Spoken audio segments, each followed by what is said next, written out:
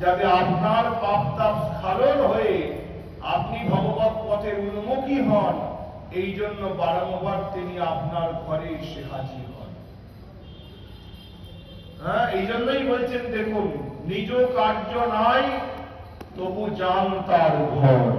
মাইকটা কাজ করছে।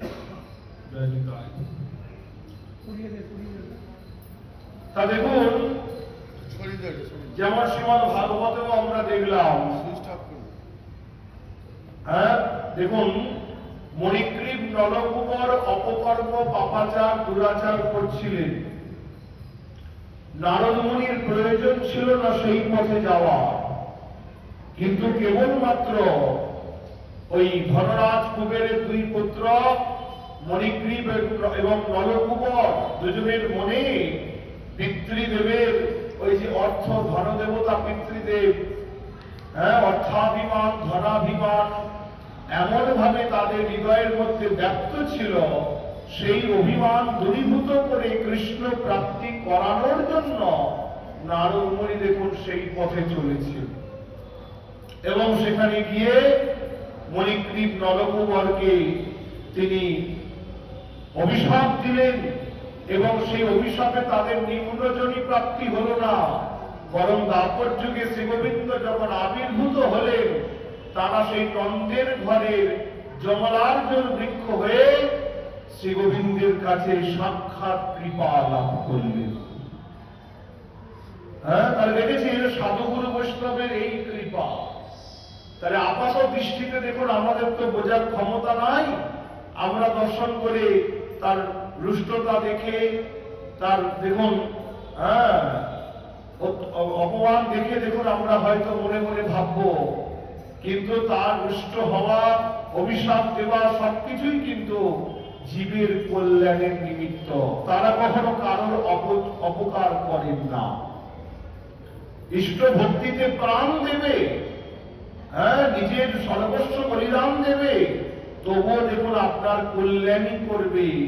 কারণ শ্রীমদ ভাগবতে বলেই দেওয়া আছে, ভাগবতে যে 26 জন গুরু শ্রীমদ ভাগবতে আমরা দেখতে পাই, দেখুন তার মধ্যে একজন গুরুর কথা সেখানে বলা আছে বায়ু, আরেকজন গুরুর কথা বলা আছে দেখুন মেঘ। আকাশের মেঘকে দেখে পর্যন্ত এই শিক্ষা লাভ করবে সাধু। মেঘ যেমন কি করে, উপকূল পরিস্থিতি হলে যেমন দেখুন নদী নালা খাল বিল থেকে জল সিঞ্চন করে সেগুলি নিজের মধ্যে একত্রিত করে রেখে, যেখানে অনাবৃষ্টি শুষ্কম কাষ্ঠম পরিস্থিতি, দেখুন সেখানে সেই জল আকারে সেইগুলিকে বর্ষণ করে দেয়। তাহলে মেঘ কিন্তু কখনো নিজের মধ্যে কিছু রেখে দেয় না, যে ভালো জিনিস পেয়েছি, সম্পত্তি পেয়েছি, নিজের মধ্যে রেখে দিলাম, তা কিন্তু নয়। তাহলে বাষ্পীভূত করে জলকে আকর্ষণ করে ধারণ করলো, আবার যেখানে অনাবৃষ্টি সেখানে দেখুন সেগুলোকে ছড়িয়ে দিল। ঠিক তেমন সাধুর চরিত্র তাই হবে, যেখানে ভক্তরা সবাই তাকে দেবে, দান করবে, গ্রহণ করবে, কিন্তু আবার যেখানে প্রয়োজন সেখানে দেখুন দুহস্তে করে সাধু সব দান করে দেবে, সব মিলিয়ে দেবে। তাহলে সাধু কখনো দেখুন নিজের কাছে কখনো কিছু লুকিয়ে রাখে না, কোন এক স্থানে সদা সর্বদা বাস করে না। এই হচ্ছে সাধু চরিত্র। আর যেমন অবস্থায় থাকুক, সুখে থাকি বা দুঃখে থাকি, হাবরাঙ্গ বলে ডাকি, এই মতি সদা যেন পায়। এই হচ্ছে সাধুর চরিত্র। আপনি যত দর্শন করুন না, যেমন দেখুন ভক্তমাল গ্রন্থে দেখুন নারায়ণ দাস বলে একজন সাধুর দেখুন আমরা উল্লেখ পাই। দেখুন শ্রেষ্ঠ ভক্ত, সদা সর্বদা গোবিন্দের সেবা করেন, নিজের গোবিন্দের সেবা, ভিক্ষান্ন গ্রহণ, ভিক্ষা করে যা পায় তাই দিয়ে কোন রকমে গোবিন্দের সেবা, জল তুলসী অর্পণ, এই সব তো করেই চলেছেন। তার সঙ্গে সঙ্গে নারায়ণ দাস সাধুর দেখুন একটা বিশেষ গুণ ছিল, তিনি গোবিন্দকে নিত্য দর্শন করাতে খুব ভালোবাসতেন। কি অপূর্ব চরিত্র দেখুন, সাধু হৃদয়ে নবনীত সমানা। তুলসীদাসজি রামচরিত মানুষে বলছেন সাধু হৃদয় হচ্ছে নবনী, মানে নদীর মতো কোমল, এমন নরম। দেখুন যে তাকে যত অত্যাচারই করুক না কেন, দেখুন সাধু কখনো কাউকে অভিসম্পাদ দেবে না। শ্রীমদ ভাগবত বলছেন না, আবেবারামস্য মনয় নির্গন্থাক্রমে কুর্বন্তি অহৈতুকিং ভক্তি ইত্তম গুণহরি। তাই ইত্তম ভূত অম্ভূত গুণ হরি। দেখুন হরিকে তারা কোন গুণ দেখে ভালোবাসে না, হরিকে ভালোবাসতে ইচ্ছা করে তাই ভালোবাসে। আর আত্মা রামস্য মনয়, ওই নিজের হৃদয়ের মধ্যে আত্মার মধ্যে দেখুন সদা সর্বদা ওই গোবিন্দকে তারা রমণ করতে থাকে। দেখুন এই হচ্ছে সাধুর লক্ষণ। ভেতরে তারা কৃষ্ণকে রমণ করে, নির্গন্থা। দেখুন জীবনে কোনো গন্তি রাখেন না, পুডলির গন্তিও রাখেন না, বস্ত্রের গ্রন্থিও রাখেন না, আবরণের গ্রন্থিও রাখেন না, নির্গন্থা হয়ে ঘোরেন। আর কুর্বন্তি অহৈতুকী ভক্তি, গোবিন্দের প্রতি দেখুন অহৈতুকী ভক্তি তারা যাচনা করে, কোন কারণে ভক্তি নয়, অহৈতুকী ভক্তি। তাই দেখুন এইরকম এক আত্মারাম সন্ত, দেখুন এই নারায়ণ দাস সদা সর্বদা নিজের গোবিন্দের সেবা করে।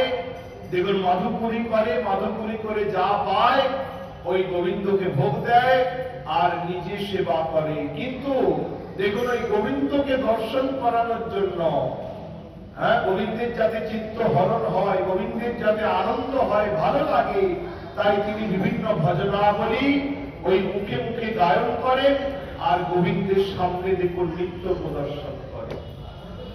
তা এইভাবে দেখুন নারায়ণ দাসের সেবা খুব সুন্দর ভাবে চলছে। একবার সুখদেবজির মতো, যে কথা ভাগবতে দেখুন আস্বাদন করছিলাম, কোন দিকে কারোর দিকে তাকায় না, যেমন ভাবে নিত্য দর্শন করছেন, কেউ দেখে হাসলো, দেখুন বৃক্ষতলে গাছতলে গোবিন্দকে বসিয়ে হঠাৎ দেখুন তালে তালে নৃত্য করছেন, কে দেখে হাসলো, কি বললো না বললো, দেখুন সেদিকে নারায়ণ দাসের ভূক্ষেপ নাই। যারা দেখুন প্রকৃত গোবিন্দকে ভালোবাসে, আত্মারাম হয়, তাদের স্বভাবটা কিন্তু এমনই হয়। শ্রীমদ ভাগবতে সুখদেবজির চরিত্রে যেমন আমরা দেখুন দর্শন করছি, সুখদেবজি মহারাজ দেখুন তিনি তো দিগম্বরম বক্র বিকীর্ণ কেশম, 16 বছরের উপযুক্ত প্রাপ্ত বয়স্ক ছেলে, কিন্তু উলঙ্গ হয়ে ঘোরে। গোবিন্দ হা গোবিন্দ করতে করতে ঘোরে, একবারে মাথায় দিগম্বর, মাথায় দেখুন কোকড়ানো কেশ তার। তাহলে কেউ কেউ তাকে দর্শন করে উলঙ্গ বাবা বলে তারা করে, বাচ্চারা ছোট ছেলেরা দেখুন তাকে মজা করে, দেখো ল্যাংটো বাবা যেন হয় আর কি, আমরা করি না। কিন্তু দেখুন তার মতি গতি ওপানে চায় না। আবার কেউ কেউ হয়তো তাকে সুন্দর করে বসিয়ে আহ্বান করে, সেবা করায়। কারণ দেখুন গীতা শাস্ত্রে বলাই আছে, সুখেষু অনুদ্বিগ্ন মনা। সাধুর লক্ষণই তাই, দুঃখেষু অনুদ্বিগ্ন মনা। যখন খুব দুঃখ হবে তখন সাধু কখনো উদ্বিগ্ন হবে না। আর সুখেষু বিগত স্পৃহা, সুখে যখন থাকবে, আনন্দের সময় দেখুন সাধু যেমন খুব উচ্ছ্বসিত হবে না।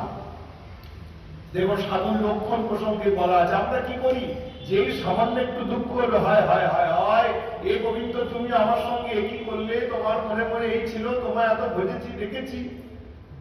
কারণ দেখুন আমাদের ভজা ডাকা সবকিছুই তো স্বার্থের জন্য। তাই কিছু পান থেকে চুন করলেই মনে হয় গোবিন্দ বুঝি আমার সঙ্গে অন্যায় করলে, তাই হায় হায় করি আর গোবিন্দকে চারটে গালাগাল দিই। এই সবার প্রথমে তো বলি তুমি নাই, তুমি পাথর, তুমি হেনা তেনা কত কথা বলবো, কিন্তু ভক্তের অতি লক্ষণ নয়। আমার সঙ্গে যেটি হয়েছে আমার কর্ম দোষে হয়েছে, কৃতকর্ম করভোগ বিধাতারে অনুযোগ, সে কবে অন্যায়কার করে? গোবিন্দ কারোর সাথে কখনো অন্যায় করেন না। তারা আমি অপকর্ম করলে আমাকে তার ফল পেতেই হবে, তার জন্য আমার গোবিন্দ কেন দোষী হবে? তাই দেখুন এই হচ্ছে ভক্তের মন।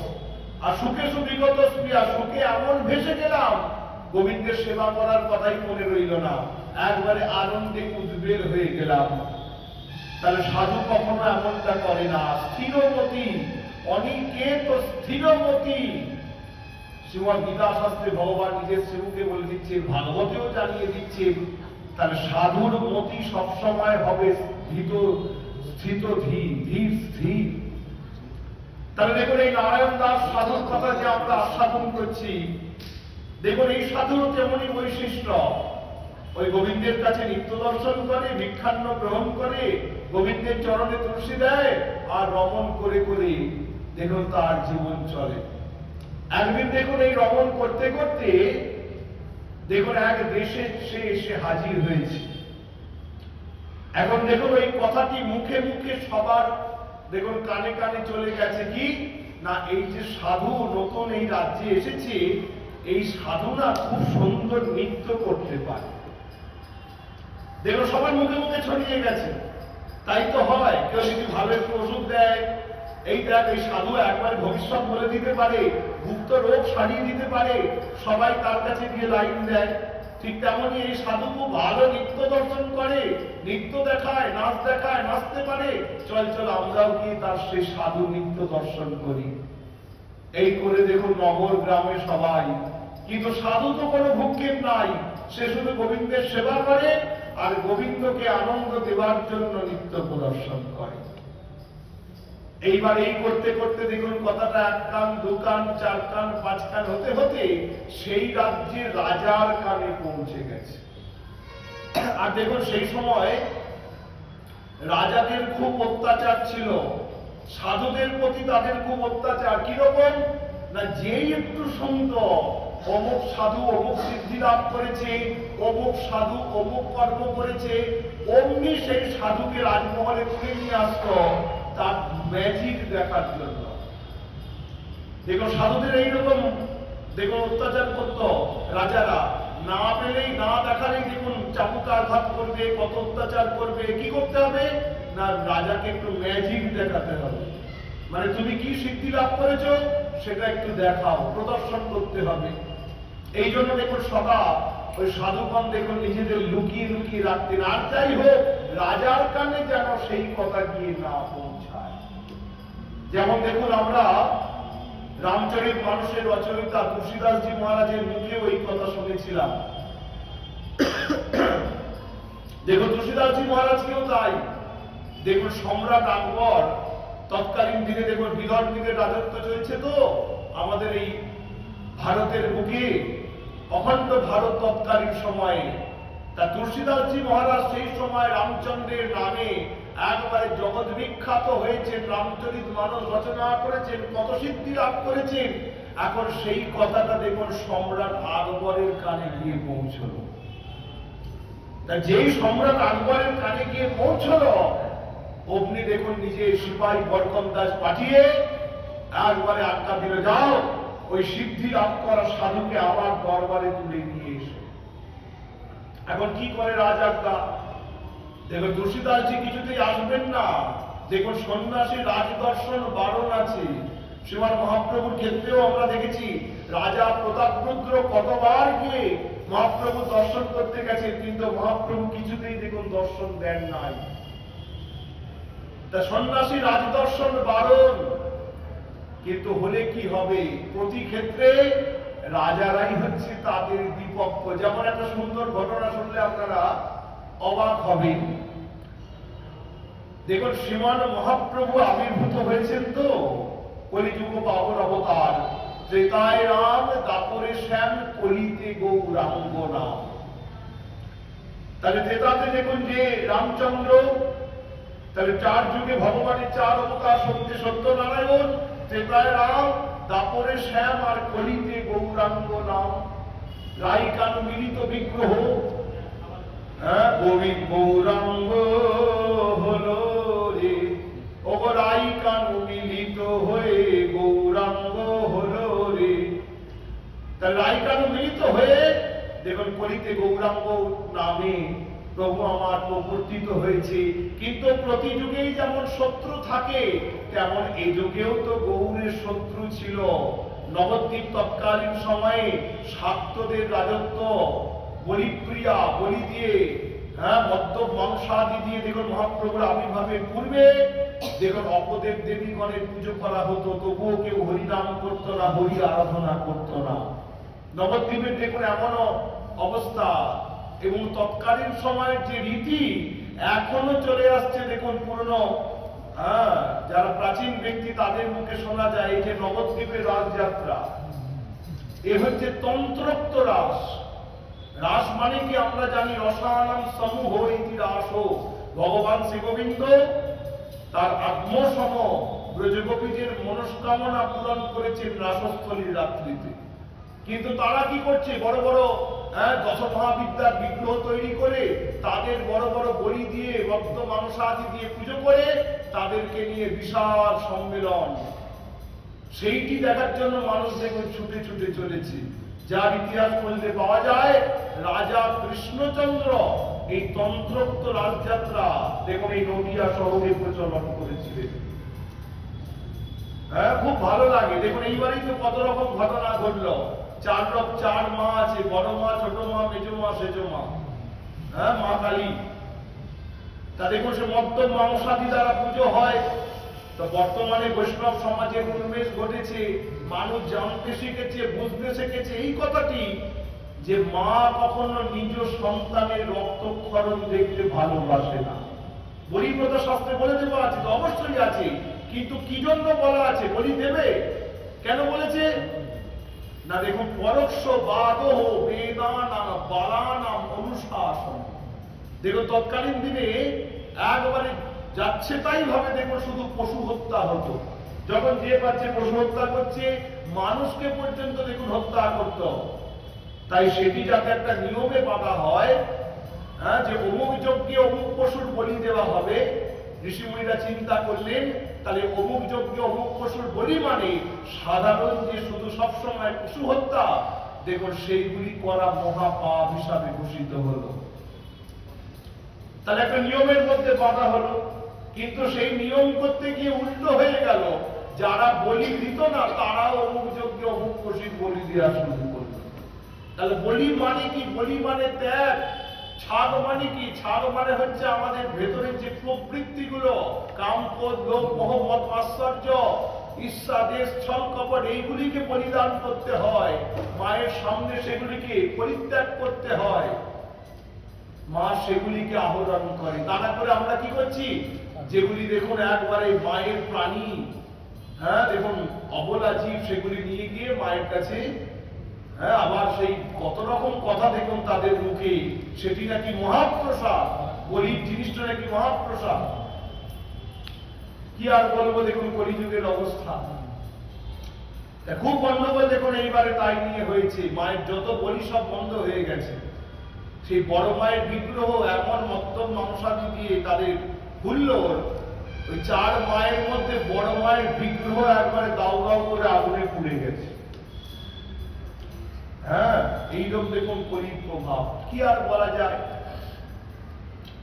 মানুষকে দেখুন সত্যটা সবসময় বুঝতে হবে, যেটা ঠিক তো ঠিক, শাস্ত্র দেখে আমাদের দেখুন এগোতে হবে। শাস্ত্রাং ভিত্তিয়া ভবন্তি মূর্খা যস্তু ক্রিয়ামান সপন্ডিতা। শাস্ত্র অনুযায়ী চলো। তাহলে দেখুন মহাপ্রভুকে এখন কেউ ভগবান বলে মানে না। তার তৎকালীন দিনের যে মহারাজ, পাখাটা দেবে না না না, ঠান্ডা লেগেছে, খুব গরম লাগছে হালকা।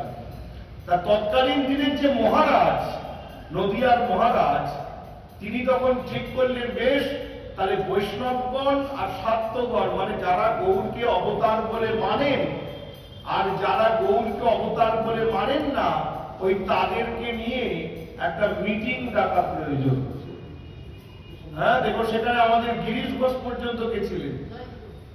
তাহলে দেখুন, তাহলে ওই নবদ্বীপের পোড়ামাতলা যেখানটি আমরা বলি পোড়ামাতা, যেখানে দেখুন মহাপ্রভুর ষষ্ঠী পূজা করা হয়েছিল, সেইখানে একটা মিটিং ডাকা হয়।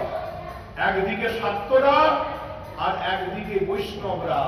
দেখুন শাক্তরা শাক্তদের মত পেশ করছে যে না, মহাপ্রভু ভগবান হতে পারেন না, হেনা তেনা। আবার বৈষ্ণব কিন্তু একে একে বলছেন যে না, প্রভু সাক্ষাৎ ভগবান, তার এই চরিত্র সেই চরিত্র দর্শন করেছি। এমন সময় আমাদের গৌরীয় সন্ত কৃষ্ণ চৈতন্য দাস বাবা তৎকালীন দিনের দেখুন শ্রেষ্ঠ বৈষ্ণব ছিলেন। হ্যাঁ, কৃষ্ণ চৈতন্য বাবা, মন দিয়ে শুনুন। তা সেই কৃষ্ণ চৈতন্য বাবার শেষে ডাক করল যে বর্তমান সমাজে আপনি তো শ্রেষ্ঠ বৈষ্ণব, তাহলে আপনি যা রায় দেবেন আমরা তাই মেনে নেব। আপনি রায় দিন, গৌর কি সত্যি করে ভগবান নাকি তিনি ভগবান নয়? হ্যাঁ, তাহলে কৃষ্ণ চৈতন্য বাবার প্রতি কি হলো? এত এ হচ্ছে কেন পাঠের সময়? জয়নিতাই কি হলো? কি পাঠের সময়? ওটা রেখে দেন দিদি, ওটা রাখুন আপনার কাছে, পরে পাঠের সময়টা দয়া করে করবেন না। হ্যাঁ, হয়ে যায় কতক্ষণ, এখন তো সময় কম। মন দিয়ে পাঠটা শুনবেন। এই পাঠের সময় এরকম করা অপরাধ। যে পাঠ করতে বসে দেখবে ভেবে ভেবে বলতে হচ্ছে, তো আপনারা এদিক ওদিক সেদিক এই 5 মিনিট 45 মিনিট সময় তাকালে কি হয়, যেটা বলতে যাচ্ছে আপনাদের আনন্দ দেবো বলে সেটা ভুলে যায়। হ্যাঁ, এই জন্য মন দিয়ে পাঠটা শুনবেন যতক্ষণ পাঠ হয়। নিতাই চাঁদ কি যাই হোক, এখন শ্রীকৃষ্ণ চৈতন্য বাবাকে ধরা হয়েছে। আপনি বলুন, গৌর শক্তি অবতার না অবতার নয়, ভগবান নাকি ভগবান নয়? দেখুন, এখন যেজন কৃষ্ণ বোঝে সে বড় চতুর্থ। এখন তিনি এসে বলছেন গৌর ভগবান কি ভগবান নয়, সেসব তত্ত্বজ্ঞানে আমি যাবই না। আমি একটা সাধারণ কথা বলছি, যখনই ভগবান ধরাধামে এসছে, কোন না কোন রাজা তার বিপক্ষাচরণ করেছে। যখন কৃষ্ণ এসছে দেখুন, কংস, জরাসন্ধ, কত কত রাজা বিপক্ষে ছিল। রামচন্দ্র যখন এসছে, রাবণ, কুম্ভকর্ণ সবাই বিপক্ষে। তেমন যখন মহাপ্রভু এসেছেন, তখন আপনি মহারাজ হয়ে আপনি যখন বিপক্ষে সভা ডেকেছেন, তার মানে প্রমাণিত হয়ে গেল গৌর সাক্ষাৎ ভগবান। দেখুন কত সুন্দর কথা। হ্যাঁ, তাহলে দেখুন এইরকম হচ্ছে ভক্তের মনের বিশ্বাস। তাহলে এখন দেখুন রাজারা এমন করে শুধু বিড়ম্বনার সৃষ্টি করে। তাহলে এখন তুলসীদাসজি মহারাজকেও তুলে নিয়ে এসছেন। এবার তুলসীদাসজি মহারাজ কি করে, এসেছে রাম রাম করতে করতে। মহারাজ আকবরের কাছে এসছে, আকবরের দরবারে এসছেন। আকবর এখন সাধুগুরু বৈষ্ণবকে ভালোই বাসেন।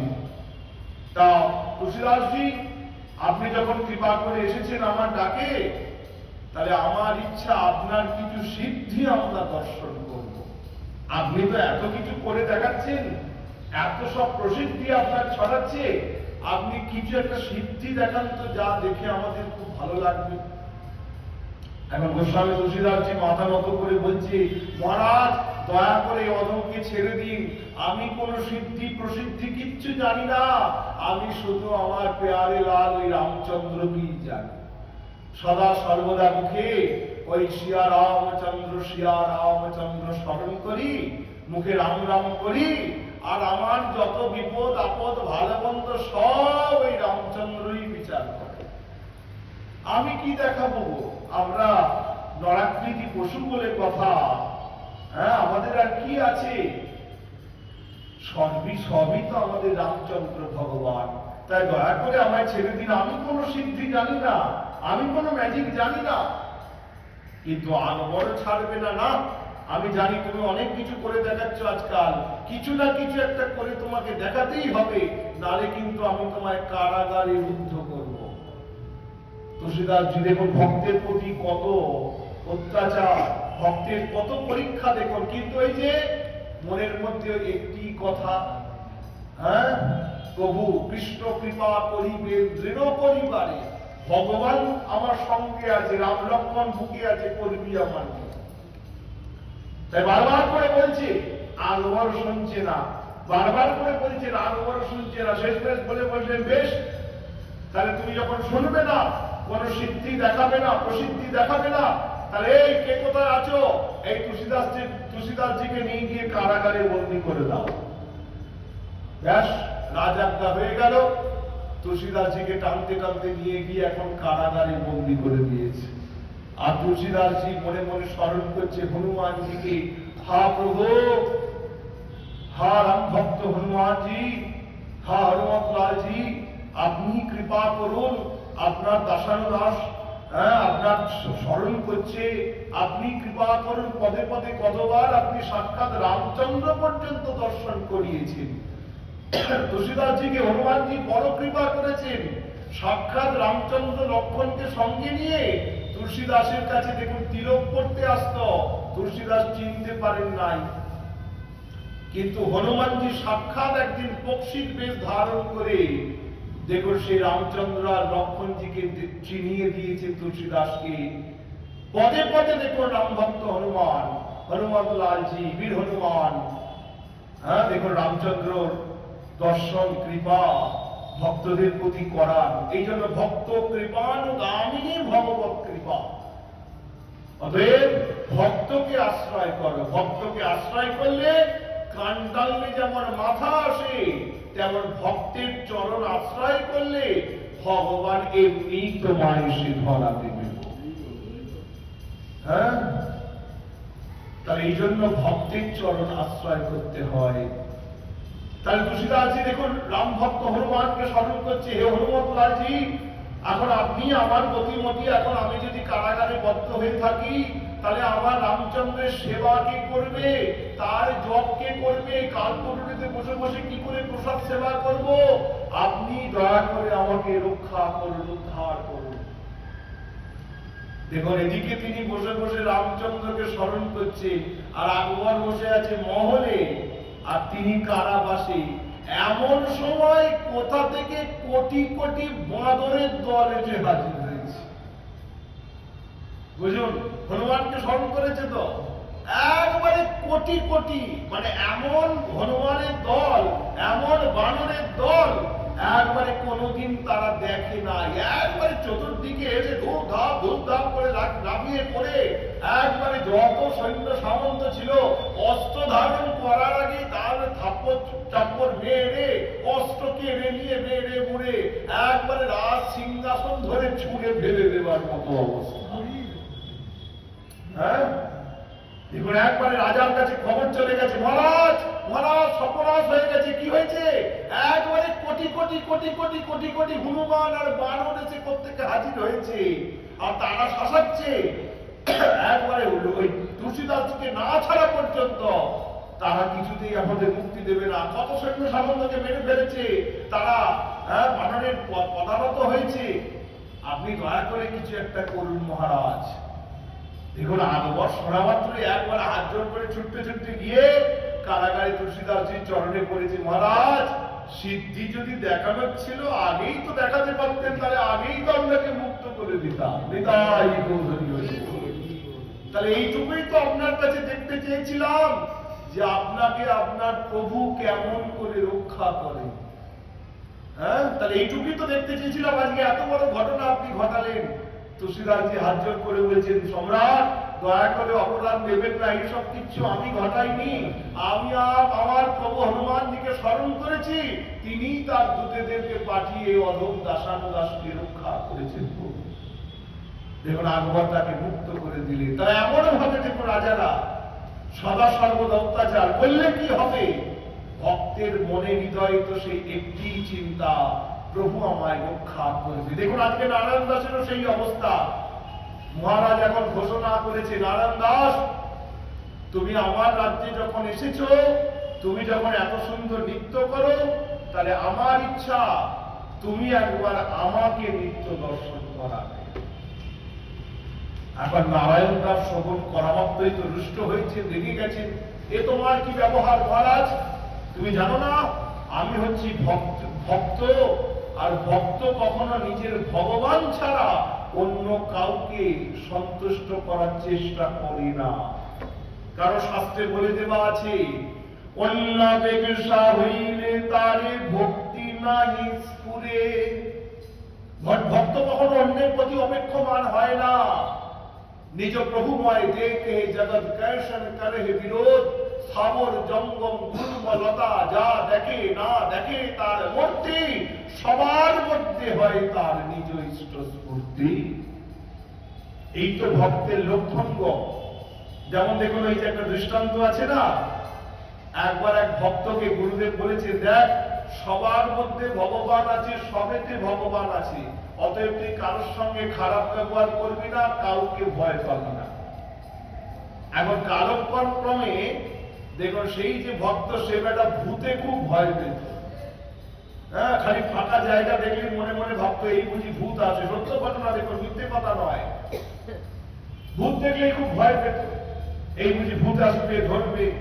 একদিন কিরকম মজা হয়েছে, সত্যি সত্যি তার সামনে একবারে কাল পোলাও, একবারে দেখুন একটা সত্যিকারের ব্রহ্মরূপী ভূত এসে হাজির হয়েছে। ব্যাস, এখন সে ভয় মানে একটু ভয় পাচ্ছিল। এমন সময় মনে করেছে, আরে গুরুদেব বলেছেন সবার মধ্যে ভগবান আছে, ঈশ্বর ও সর্বভূতানাং হৃদয়েষু তিষ্ঠতি। তাহলে ভূতটা কি সবার বাইরে? তার মানে ভূতটার মধ্যেও ভগবান আছে। নিতাই গৌর হরি হরি বল। যে চিন্তা, দেখুন গুরুবাক্য শিরোধার্য, যেই ভেবেছে গুরুবাক্য ভূতের মধ্যেও ভগবান আছে, অগ্নি দেখুন সত্যি ভূতের ভেতর থেকে ভগবান এসে তাকে কৃপা করেছে। হ্যাঁ, তাহলে বুঝতে পারছেন, বিশ্বাসে বিলয় বস্তু, তর্কে বহু দূর। তাই তর্ক করে তাকে পাওয়া যায় না। আমি যদি মনে করি, আমি যদি বিশ্বাস করি শ্রীগুরু কথা প্রসঙ্গে, শ্রীগুরু কথায়, তাহলে যেখানে তিনি দেখাবেন। প্রহ্লাদজি মহারাজকে দেখলাম না, থামের মধ্যে আছে, বলছে হ্যাঁ থামের মধ্যে আছে। দেখুন ওই থাম ফেটে ভগবান নৃসিংহ স্বরূপে প্রকটিত হয়ে দেখুন প্রহ্লাদকে উদ্ধার করেছিল। তাহলে ভগবত রাজ্যে হয় না বলে দেখুন কোনো কথা নাই, সব হয়। শুধু ভক্তের ভক্তি লাগে আর ভক্তের ইষ্ট চরণে বিশ্বাস লাগে, তারই সব সম্ভব। নারায়ণ দাস দেখুন এখন মনে মনে চিন্তা করছে, হে প্রভু এখন আমার কি হবে আপনি বলুন। ওই রাজা তো একটা পাগলা রাজা, শুনবেন আমাকে বলেছে ওর সামনে নাচতে, আমি তো আপনার চরণে ছাড়া আর কারোর কাছে নাচতে পারি না। এখন আপনি তাহলে পদ বাঁধতে দিন, আমার কি করণীয়? আবার আমার কিন্তু আত্মসম্মান আছে। দেখুন এই দৃষ্টান্ত থেকে আপনারা শিক্ষা পাবেন। ওই যে এখন নতুন সব ঢং বেরিয়েছে না, ওই একটা করে ঝুড়ি নিয়ে তার মধ্যে ঠাকুর নিয়ে সঙ্গে করে ঘুরে ঘুরে বেড়ানো। দেখুন পদে পদে দেখা যায় রাস্তা ঘাটে ময়লা ধুলো অবস্থায়। দেখুন আমরা যদি বাজার দোকান যাই, আমাদের এইরকম নিয়ম, সেই বস্ত্র পরিত্যাগ করে হাত পা মুখ ভালো করে ধুয়ে শুদ্ধ হয়ে শুদ্ধ বস্ত্র করে তব গোবিন্দের কাছে গিয়ে পৌঁছাই। এই যে যখন আমার দেখুন পুরীধাম যাওয়া হয়েছিলেন কিছু কাল আগে, দেখছি দেখুন এই কামরার মধ্যে কতগুলো সিট একটা পরিবার বুক করেছে, দিয়ে সেই জানলার সামনে আসন পেতে গোপালকে বসিয়ে রেখেছে। হ্যাঁ, এখন দেখুন তারা 10 বার করে বাথরুমে যাচ্ছে আসছে, পায়খানা যাচ্ছে আসছে, চলছে, কিন্তু ট্রেনের মধ্যে তো আলাদা কিছু বিচার নাই। তাহলে সেই হাতে এসে গোবিন্দকে ছুটছে, গোপালকে ছুটছে। আরে বাবা, গুরুদেব বলেছে ভগবান তোমার ছেলের মতো, ঘরের মতো, তার মানে কি তুমি তার মতো তাকে বানাবে? দেখুন এইগুলো মানুষ বুঝতে ভুল করে। ভগবান আমার মতো মানে কি, আমাকে আমার খারাপগুলো পরিত্যাগ করে ভগবানের সেবার উপযুক্ত নিজেকে তৈরি করতে হবে। এটি তো চিন্তা করতে হবে। গোবিন্দ কিসে সন্তুষ্ট হয়, কেমন ভাবে আরো করলে তার সেবা করা যায়, তবে তো আমি ভক্ত হব। তারা করে আমি কি ভাবছি, ভগবানকে কি করে আসন থেকে নামিয়ে ওই আমি মাছ খেলে মাছ খাওয়াবো, আমি যা খাবো তাই খাওয়াবো। দেখুন এই হচ্ছে মানুষের ভক্তি। কিছুকাল আগেই বেরিয়েছিল ইন্টারনেটে, মুখের কথা না, বৃন্দাবনের পাঠকরাই বলছেন, কে একজন ওইসব নিয়ে গোপালের সামনে ধরেছে। কেন না, ওই যে গোপাল আমার ছেলে, আমি অখাদ্য ভক্ষণ করলে তিনি খাবে না। ভাবো তাহলে তার যে নিয়ম, তার যে বিধি। দেখুন এই যে শ্রীমন্দিরে গোবিন্দের সেবা হচ্ছে, হ্যাঁ, তার দেখুন অষ্টকালীন সেবা, তাকে যত্ন করা, তাকে স্নান করানো, শুদ্ধ অশুদ্ধ দেখুন সব চলে গেছে মানুষের। আবার তারপরেও আমরা নাকি মনে মনে ভাবি গোবিন্দ কৃপা করবে।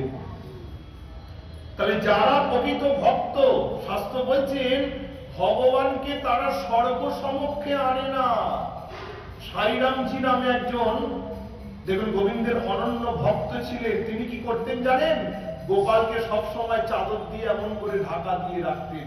কাজ করছে হ্যাঁ, চাপা দিয়ে রাখতেন কেন না, বলছেন যদি আমি ভুল করে সবার সামনে আমার গোপালকে নিয়ে আসি, তাহলে কোন ভক্ত যদি প্রণাম করে কিছু চেয়ে ফেলে, ঠাকুর কৃপা করে আমাকে বাড়ি দাও, গাড়ি দাও, তাহলে আমার গোপালকে তার মনস্কামনা পূরণের জন্য যেতে হবে। গোবিন্দ তো বাঞ্ছা কল্পতরু, তাহলে আমার গোপালের মনে কত কষ্ট হবে। আমি তো কিছু চাই না, যদি কোনো ভক্ত এখন ভুল করে চেয়ে ফেলে, তাহলে সেটি পূরণ করার জন্য আমার গোবিন্দকে যেতে হবে, তার কত কষ্ট হবে। তাই আমার গোপালকে আমি কাউকে দর্শনই করাবো। সেবা সহজ কথা নয় গো, সেবা মানে সুখ দেওয়া। যাকে সেবা করছি তাতে কিসে সুখ হয়, সেটা সদা দেখুন আমাদেরকে চিন্তা করতে হবে। ইচ্ছা হলো সঙ্গে করে নিয়ে বেরিয়ে পড়লাম, পথে ঘাটে ধুলো নোংরা, এগুলোতে কি তিনি অভ্যস্ত গো? নলিচোরা গোপাল মা কত যত্ন করে তুলোর মধ্যে লালিত পালিত করে সোনাকে বসিয়ে রাখে। তাহলে নিজের মনটা যদি যশোদার মতো না হয়, এই জন্য দেখুন মহাজন গাইছেন না, আমরা তোমার সেবার কি বা জানি, তোমার সেবা জানে নন্দ রানী, আমরা তোমার সেবার কি বা জানি, তোমার সেবা জানেন রাধা ঠাকুর রানী, আমি তোমার সেবার কি বা জানি। আমি কাঙালে বই তো কেউ নয় গো, তুমি কাঙালে বড় ভালোবাসো, আমি কাঙালে বই তো কেউ নই গো। তাহলে ভগবান কাঙালকে ভালোবাসেন, কাঙালের ঠাকুর, আমি কাঙাল, তাই ধৃষ্টতা করছি তোমাকে সেবা করার, আমি সেবার কিচ্ছু জানি না। তাই দেখুন এমন ভক্তের মন, এই দাঁড়াও আসতে, এই প্রসঙ্গটা সমাপ্ত করি, শুনে না আরেকটু বাকি আছে। তাহলে এখন নারায়ণ দাস তাই প্রভুকে জিজ্ঞাসা করছে, প্রভু তুমি বলো, তাহলে আমার এখন করণীয় কি? এখন রাজদরবারে গিয়ে কি আমি নৃত্য দেখিয়ে রাজার মন হরণ করব?